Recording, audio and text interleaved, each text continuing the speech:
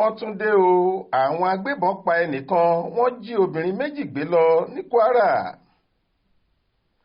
Ọ̀rọ̀ àwọn agbébọn tí wọ́n ń fìgbà gbogbo ṣòro bí agbọ́n ní gúúsù ìpínlẹ̀ Kwara kò tí ì tutù débi tí yóò ní ni o. Wọ́n ti tún sọ̀kò ìbànújẹ́ sídìílé kan lábúlé ọ̀rà níjọba ìbílẹ̀ ìfẹ́lódùn nípínlẹ̀ náà. Níṣe ni wọ́n pa ọmọdé kan tí wọ́n sì tún jí obìnrin méjì gbé sá lọ lálẹ́ ọjọ́ àbámẹ́ta sátidé ọjọ́ 18 oṣù kẹwàá ọdún 2023 yìí.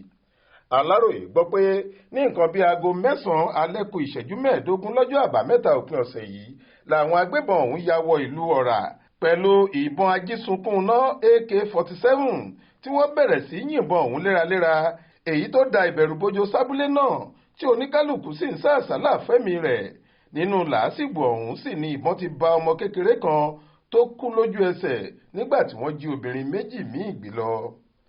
Ẹni tọ́rọ̀ náà ṣojú rẹ̀ ṣùgbọ́n tó ní ká má dárúkọ ọ̀hún sọ pé níṣe la bẹ̀rẹ̀ sí gbúròó ìbọn láàrin ìlú tí oníkálùkù sì ń sá àsálà fẹ́mi ẹ̀. Ká tó mọ ohun tó ń ṣẹlẹ̀, àwọn agbébọn yìí ti pa ọmọ kan tí wọ́n sì jí obìnrin méjì gbé lọ. Ọ̀kan lára ẹgbẹ́ fìjìláńtẹ́ níjọba ìbílẹ̀ ìfẹ́lódùn fìdí ìṣẹ̀lẹ̀ náà múlẹ̀.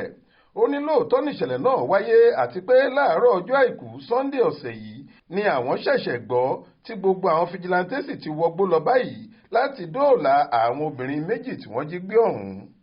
Nígbà tí Aláròyé kàn sí agbẹnusọ iléeṣẹ́ ọlọ́pàá ìpínlẹ̀ Kwara, Àjàyí Ọ̀kásánmí, kò tí ì fèsì sí àtẹ̀jíṣẹ́ tá a fi ránṣẹ́ sí i, bẹ́ẹ̀ ni kò tí ì gbé ìpè lórí aago nígbà tá a fẹ́ béèrè nípa ìṣẹ̀lẹ̀ burúkú ọ̀hún.